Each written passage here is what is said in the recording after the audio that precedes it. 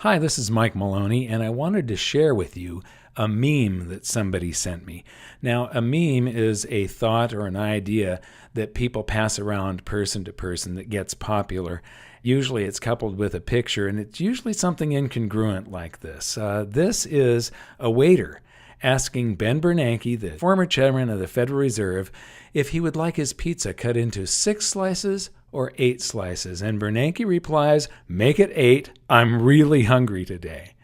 Now, I'm going to show you the consequences of this crazed Keynesian thinking, how this affects you at the end of this video. And it's going to be a short video. But first, I'm going to go and poke fun at a whole bunch of Keynesians, because the head of the Federal Reserve before Ben Bernanke was Alan Greenspan, and he was a hungry guy also.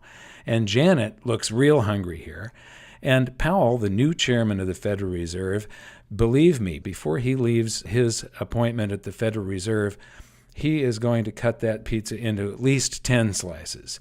And this goes for crazed Keynesian economists like Paul Krugman. He's really, really hungry. Make it 8 slices. And if you haven't heard of Robert Reich is professor of economics at UC Berkeley, and he was in the Ford, Carter, and Clinton administrations. And in this photo, he's saying, well, I really want more, but I've only got 10 fingers, so make it 10 because I'm really hungry. But actually, what he'd really like is to cut it into 330 million tiny little slices. He is for a universal basic income. Basically, we print currency and we give it to everybody. I guess he hasn't studied things like the Weimar hyperinflation. And this goes for politicians as well. Any politician that promises you more than we can pay for is basically the same as a deluded Keynesian. They don't know the difference. They don't know that expanding the currency supply ends up in just causing rising prices.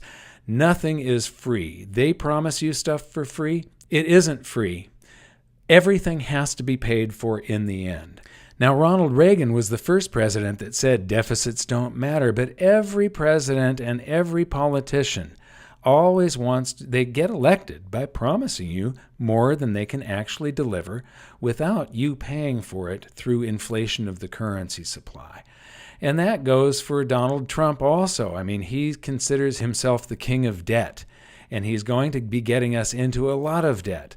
But here is the economic consequences. There's this pizza, and we're going to cut it into 6 pieces. Now, the government is going to take this pizza and magically cut it into 8 pieces. And then they're going to give us our original 6 pieces back. So now we've got 6 pieces. And then the politicians get to say, and the Keynesians, the people that are running things, they get to say, look, we are so magnanimous and we've done such a good job for you that you're going to get all this free stuff. So we're going to give you a 7th slice. You had 6 before. Now you've got 7 and you're better off. Your life is better. You're more prosperous. You're more wealthy. The problem here is that these are all very highly paid people, and the government doesn't actually produce anything. They rearrange the economy. They take from the private sector and they shuffle stuff around, and they tell us they're making our lives better, but there's a cost to all of this. They're very highly paid people, and they aren't for free, and so this actually consumes economic energy. So they're taking from the private economy, giving us back something, but it's always less.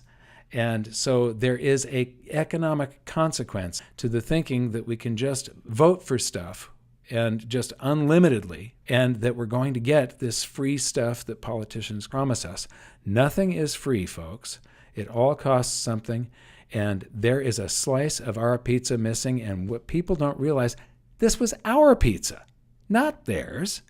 This came from the private economy. Everything is generated from the private economy. And once you run it through government, there is always less left because government is not free. Thank you very much for listening. If you got anything from this video, please like it and share it, and we'll see you next time.